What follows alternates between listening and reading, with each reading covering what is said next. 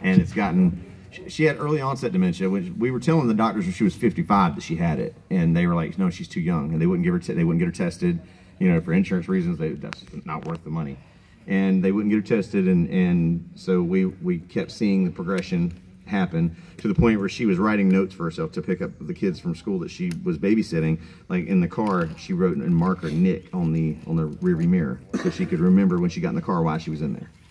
And little things like that, you know. And then now she barely remembers Wendy. A few weeks ago, you guys asked at the soccer game how many grandkids she had. She said 1. And so there's things that she remembers and there's things that she doesn't. But there's days that she kind of shines through. And so this song here, dang, it's not Justin's FaceTime. You want to take this? But there's days when she, let me see. There's days when she remembers more, and it's a little bit better, but it's not going to get better, and the doctors know that. And so we went out to lunch last week, and she doesn't. Diane and I were not close. I'm not making a story up about. And anybody that knew us, we were not close. She was kind of evil to Wendy and to her husband, more importantly. And I would stand up for him in their fights, and then she'd stomp away. And whenever she'd stomp away, he'd look at me and say, "Jason, I appreciate what you're trying to do, but it's not helping." and I must have made an impact on her, because even now with her memory slipping, she comes in our house, she sees me and makes a beeline for me and hugs me and says, "Hey, how are you?" And I'm like, "I'm good, Diane, how are you?" So she knows that she knows me. She just, I'm glad she doesn't remember why.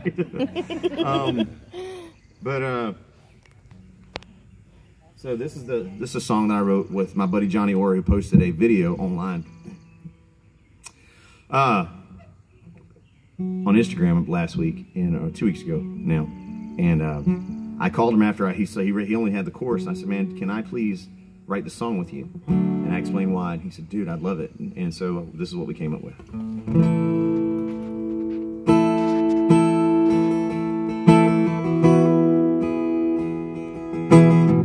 There's days that she can't recall from the life that she lived,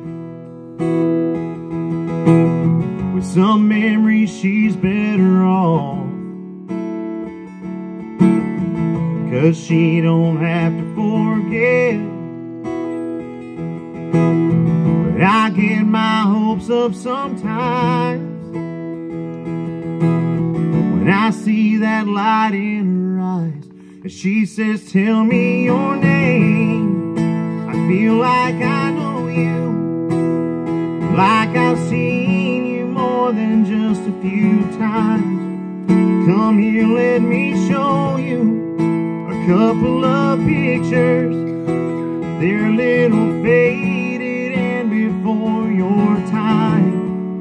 This was in Colorado, one February, where we moved from Toronto right after we married.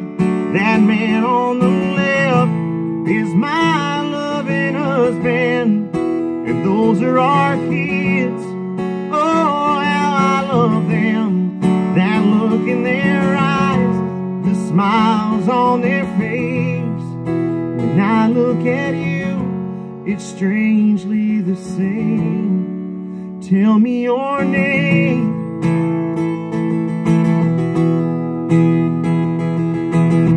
Most of the time that's the way our visits usually go.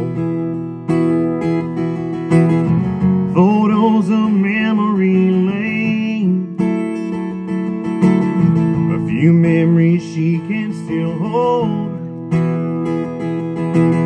But there's moments I can still find that it's her staring out through those eyes. And I say, "Tell me your name. I know that you know me. You've been there every day of my whole life. Come here, let me show you in most of your pictures.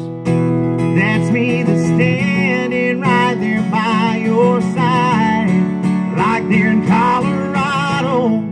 The reason we're laughing is you just made a snowball and threw it at Daddy. That man on your left, yeah, you were his angel. You might not remember now, but someday you will. That look in our eyes, the smiles on our faces, we've got no doubts, Mom, you were the greatest.